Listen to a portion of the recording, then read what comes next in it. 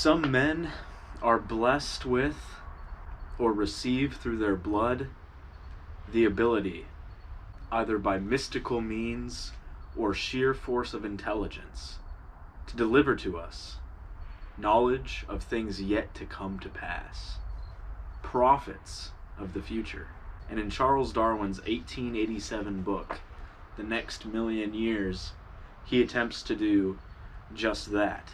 Now, to say that you know what's going to come to pass in the next million years and what the world is going to look like is a very bold statement, and this does not escape Darwin.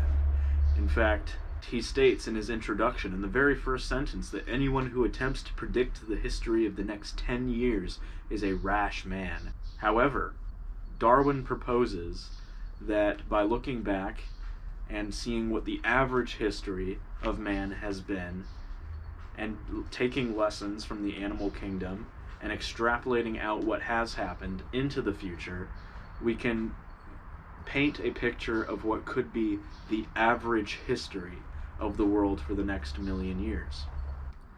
Now, I haven't read the entire book, but I've made it through his section on population, which is the second chapter.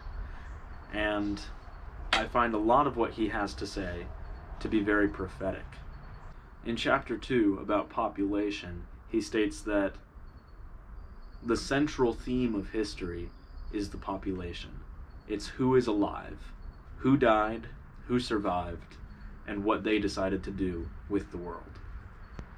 And so he says that if we want to know what the world will be like in the next million years, we should attempt to find out who is going to be around in a million years. Now, Darwin lives in a post-industrial revolution England, and the population is experiencing a rapid increase. And he notes that parts of the world have quadrupled their populations in the past century. And he looks at the theories of Malthus to discuss his principle that all species have an average rate of increase, or a natural rate of increase, when all conditions are met. And he becomes very conservative, and even though he sees parts of the world quadrupling in size, he assumes that the natural rate of increase for mankind is to double every century. If we look at the population of the world when he was around, which was about 1.5 billion, and then fast forward 150 years to now, where we have more than 8 billion people, we can actually see that the average rate of increase, if the past 200 years can be assumed to be an accurate representation of the average rate of increase for the human race as a whole over a longer period of time, it appears to be that we quadruple every generation when in the perfect conditions for reproduction and the survival of children. And he goes into how, with his day's methods of agriculture, the carrying capacity of the world is probably about 15 billion max. If you perfectly allocate the land for population centers and for farming areas, then the carrying capacity of the world could reach 15 billion. And he notes that that number will be reached in 250 years if his calculations are correct. Now, Darwin foresees technological advancement as being able to bring the world more food. He assumes that maybe food production could be doubled, tripled, maybe even increased tenfold. He says that it could very well be possible that food production could be increased 100-fold or 1,000-fold, but he doesn't personally believe it to be possible.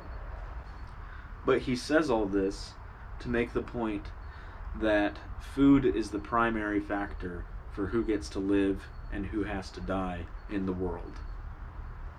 At our current point, food is the last limiting factor for human growth. So the populations that go on to survive will be the ones that have access to food. And it's important to know that we're not trying to offend anybody here, and he states very plainly that it shouldn't be, that this is not a question of right or wrong, or good or bad, or whether it's good that these people should live and bad that these people should die, or the other way around. We just need to deal with the cold, hard facts of math, the increase of the population, and the maximum amount of food that we can produce.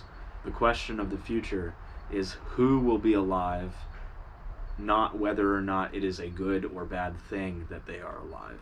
That's what he says. And Malthus attempted to devise solutions, as Darwin points out in his essay on population. But none of them generated much excitement, because none of them probably would have worked. Darwin then goes on to bring up the exploitation of child labor in the factories of the early 19th century, and how terrible that looked. And he goes on to ask why they were there. Why, right when England needed the factory workers, were the children there to supply the factory work? And the reason is that the factories allowed those children to be born in the first place. Throughout human history, it was always assumed that most children die in childbirth or when they're young, and that's just the way it is, and only the lucky few survive to be adults. And the Industrial Revolution and the Medicine Revolution, it showed everybody that that's not the case. It stopped being the case. The population started to explode as a result of the factories. And so, yes, the children went to work in the factories. It's like industrial Darwinism. The factories made the children work in the factories. The Industrial Revolution expands even further. Crazy. And that's an interesting critique of industrial capitalism for producing quantity for the purpose of quantity itself, even in humans, with no regard for quality or well-being. He also points out that it's not just who will be having children who will inherit the world. In fact, it probably won't just be who is having the most children who is going to inherit the world in the next million years. It's going to be who is best at conquering food. And he points out that throughout history, it is often these very small races, these very small peoples who go out and dominate the world. The Athenians, the Spartans. And in his time, the European races go out and dominate the world despite being a small minority of the population of the earth. So he predicts the coming food wars, and that it'll be more about strategy and tactics and the number of geniuses per population that matters more than how many people are fighting, how large the armies are. And we see that especially now with the rise of guerrilla warfare. It's not about mass armies and mass numbers of people anymore. It's about the precision of a surgical knife placed in the right spot. A team of 10 guys, a team of 5 guys placed in the right spot wins the war. And so it'll be the groups that have the genius generals and the bravest soldiers that are going to win the day. Not necessarily Algeria, but it's not going to be India that wins the day, you know. And then in his third chapter in the book, The Four Revolutions, he discusses the past revolutions that advanced mankind, and he theorizes about potential future revolutions. And this chapter is even more prophetic than the last. In fact, it's shocking. Some of the things that he talks about in here have come to pass, or we are currently witnessing come to pass. And he talks about the 4 past revolutions of mankind as fire, agriculture, urbanization, and science. Science being, if you were to ask somebody today what they thought the 4th revolution would be, if you said fire, agriculture, and urbanization, they'd probably tell you industry these days. But I think he conflates, or when he says the scientific revolution, he means the Industrial Revolution as part of that, or the Industrial Revolution as a result of the scientific revolution, which I don't necessarily think is the case, but he's combining the two. It's the scientific revolution / industrial revolution. And then he predicts other possible revolutions, and it's really crazy some of the stuff that he picks up, but he talks about how revolutions, they don't happen everywhere all at once. For example, the Industrial Revolution happened first in England, and they become an extreme advantage for the populations that experience the revolutions before everybody else does, and then everybody gradually adopts these revolutions. But he theorizes that the next revolution could have to do with food production, We could find a new way to synthesize food out of its chemical elements, or uh, new ways to produce food. But he goes on and he theorizes that maybe a possible revolution could be in the arts. He doesn't have very much to say on that, but he says another revolution could be in predicting the future. And I think this is really interesting. He says that we could find a way to predict the future by means of machines that can do calculations at incredible speeds. And we're already doing this. Amazon is doing research into this. Google is doing research into this. Predicting based on past behavior and their very advanced algorithms that they've built what you will buy before you buy it, and then putting those ads in front of your face so you click on them. But he goes even further than this to say that these machines could be used to predict the outcomes of public policy or of wars even. Now, the outcomes of public policy or economic policy especially could be interesting. I think that that's definitely a possibility. I wonder about how it could impact the outcomes of wars, though, predict the outcomes of wars. Because if you have a country that's going into a war knowing that they're going to win it because some computer told them to, I feel like they're going to be a lot more sloppy. And that's going to reduce their chances of winning the war. So I'm not sure that predicting something as long-term and as chaotic as a war is something that will be possible for machines to do, because knowing the outcome of events is definitely going to change the events themselves, no doubt. Unless you leave the decision of going to war up to a very small elite who keep this future prediction machine a serious secret, and like Manhattan Project level secret, but forever, and then only they know the outcomes, but they decide when the country goes to war, and everybody trusts them to decide when the country goes to war, even though they don't know about this future prediction machine.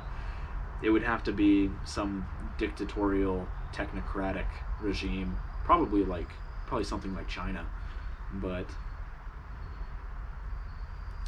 interesting prediction, especially considering the fact that there were no computers around at the time. And then he predicts that another possible revolution could be in the altering of human nature itself. Now, I don't think they had figured out DNA back then. I know Darwin had figured out the inheritance of traits and how species change over time as their environment changes and to better fit the environment. Obviously, he came up with the theory of evolution, but I don't think they understood the chemical makeup of DNA and how it codes the body and the mind. And had he known this, maybe he wouldn't have made his next statement, which is that he thought that the revolution of altering human nature was extremely unlikely. But we're quickly figuring out how to do it with things like CRISPR. One of the reasons he thinks it's unlikely is because he thinks that it's very dangerous. Like, we don't know what we're messing with, basically. Like, you could try to change some trait of the human mind and accidentally affect some other trait. It's way too complicated, and I agree with that to an extent. Even if we figure out what every gene does, it's a whole different ballgame when you take into account how two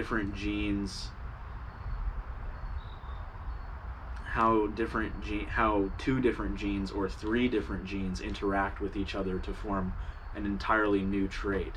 The number of traits, when genes start working together like that, the number of traits increases by such an amount that I don't even know if it's possible to categorize and catalog and analyze and define what they all can do together.